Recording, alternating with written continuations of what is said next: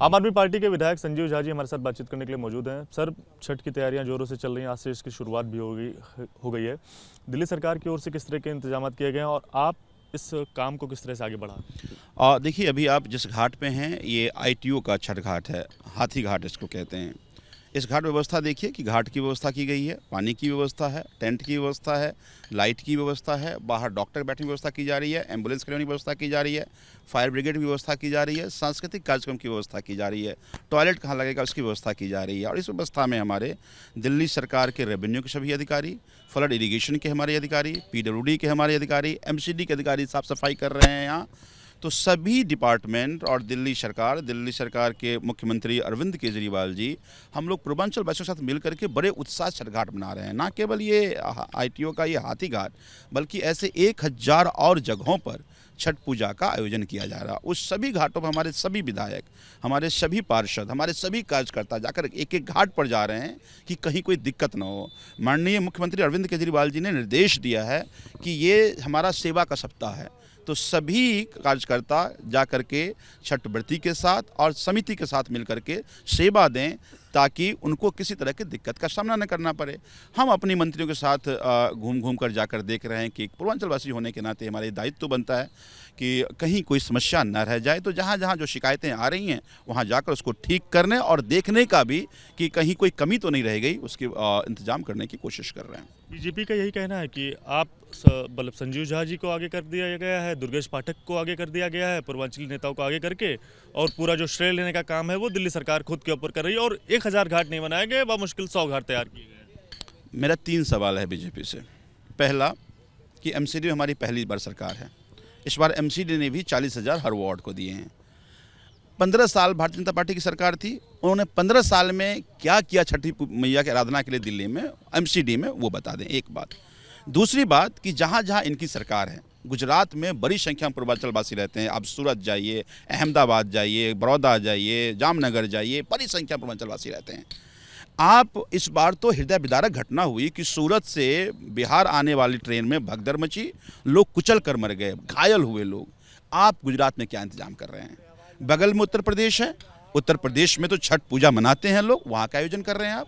हरियाणा में फरीदाबाद और गुड़गांव चले जाइए, फरीदाबाद गुड़गांव में बड़ी संख्या पूर्वांचलवासी रहते हैं, वहाँ का आयोजन कर रहे हैं, ये बता दीजिए। तो आप क्या करते हैं पहले आप ये बताइए, फिर आप उंगली उठाइएगा। आपको उंगली उठाने का अधिकार नहीं है। खुद के घर अगर शीशे को हो तो दूसरे पत्थर नहीं फेंका करते। दुख तब, देखिए बीजेपी से मुझे कोई बहुत अपेक्षा नहीं है। बीजेपी प्रदेश अध्यक्ष का मैं प्रेस कॉन्फ्रेंस सुना, हो सकता है छठी पूजा के बारे में नहीं जानते, उनको तो राजनीति करना है तो कुछ भी बोल रहे हैं, छठी मैया उनको माफ़ करे। लेकिन मनोज तिवारी जी तो पूर्वांचल से आते हैं, इसी पूर्वांचल के सारे सांस्कृतिक कार्यक्रमों में मंचों पर छठी मैया की गाना गाते हुए यहाँ तक पहुँचे हैं।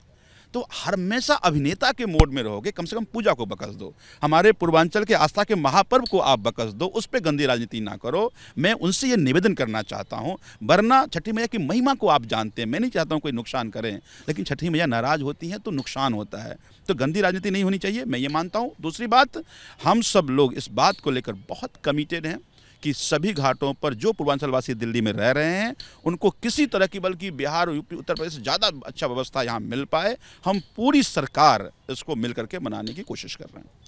तो ठीक इसके बगल हम देख पा रहे हैं यमुना नदी बह रही है, कुछ लोग स्नान भी कर रहे हैं। हालांकि एनजीटी की ओर से बैन लगाया गया कि यमुना नदी में स्नान ना करें, पानी उतना अच्छा नहीं है, अच्छी क्वालिटी का नहीं है, और लेकिन ठीक इसके बगल घाट भी बनाया गया। तो इन सब समीकरण पर आप क्या कहेंगे? क्या देखिए, आज नहाय खाए है, तो अब जो स्नान कर रहे हैं, चूँकि यमुना में आकर के स्नान करते हैं और भी जगह, तो नहाय खा कर शुभकामनाएँ भी देता हूँ सबको। मैंने एनजीटी ने आदेश दिया कि आप यमुना में पूजा नहीं करेंगे। उनका ये कहना था कि इससे गंदगी होती है और पॉल्यूट होता है। हालांकि हम इसके खिलाफ हैं। हमारा ये मानना है कि छठी मैया की पूजा आराधना साफ सफाई का है। हम घाटों की सफाई करते हैं, नदियों की भी सफाई करते हैं, तो कोई इमर्जन नहीं होता, विसर्जन नहीं होता। तो यमुना गंदगी नहीं बल्कि साफ ही होता है। इस बात को लेकर हम आगे भी लड़ाई लड़ते रहेंगे, एनजीटी में भी और हाई कोर्ट में भी। लेकिन हाई कोर्ट का भी आदेश आया। इसमें भी जो मनोज तिवारी जी का मैं कल वीडियो देख रहा था, वो करावल नगर के घाट पर गए, उन्होंने कहा कि यमुना तो यहाँ बहुत साफ है, यहाँ क्यों नहीं पूजा हो रहा है? तो मनोज जी, आप अभिनेता बहुत अच्छे हैं पर नेता बहुत खराब हैं आप। इसका मतलब है कि आप बेसिर पैर की बातें हमेशा करते रहे, अभी भी कर रहे हैं। आपको क्या नहीं पता कि एनजीटी का ये ऑर्डर है? माननीय हाईकोर्ट ने उस डायरेक्शन को अपहेल्ड किया है, आप लेके आइए वहाँ से, हम पूजा कराएंगे। तो इसका मतलब है कि आपको पूजा से मतलब नहीं है, किसी तरह से हमेशा वोट बैंक की राजनीति, कैसे हम वोट ले लेंगे, झूठ बोल करके, गुमराह कर करके हमारे आस्था के इस महापर्व को आप बकस दीजिए। आपकी गंदी राजनीति, आपको मुबारक। लेकिन हमारे लिए, हम सब पूर्वांचलवासी, अच्छी बात है कि जितने भी पूर्वांचल के विधायक हैं, चाहे वो दुर्गेश भाई हो, चाहे वो दिलीप पांडे जी हो, चाहे वो अखिलेश भाई हो, चाहे वो ऋतुराज भाई हो, चाहे वो विनय भाई हो, सोमनाथ भारती हो, हम सब लोग इसको लीड रहे हैं। लेकिन हमारे सभी विधायक, माननीय अतिशी जी, मंत्री जी घूम रहे हैं, वो तो पूर्वांचल से नहीं आते हैं, लेकिन उनका आस्था है इसमें। अरविंद केजरीवाल जी ने सबको डायरेक्शन किया है कि सप्ताह समझिए आपके सेवा का सप्ताह है, सबको मिलकर सेवा करना है। तो हाँ, हमारे लिए छठी मैया की पूजा आराधना हम यहाँ पूर्वांचल से मिलकर मनाते हैं, तो हम मनाते रहेंगे। वो अपनी राजनीति करते हैं, उनकी राजनीति उनको मुबारक। सर, आखिर में सर हम देख रहे हैं यहाँ पर तमाम जो साफ़ सफाई का काम है वो यहाँ पर हो रहा है, लेकिन एक सवाल ये भी उठता है, ये पानी पूरी तरह से यहाँ पर खुला हुआ है, हल्की हल्की थोड़ा बहुत गंदगी भी यहाँ पर नज़र आ रही है, हल्की फुल्की।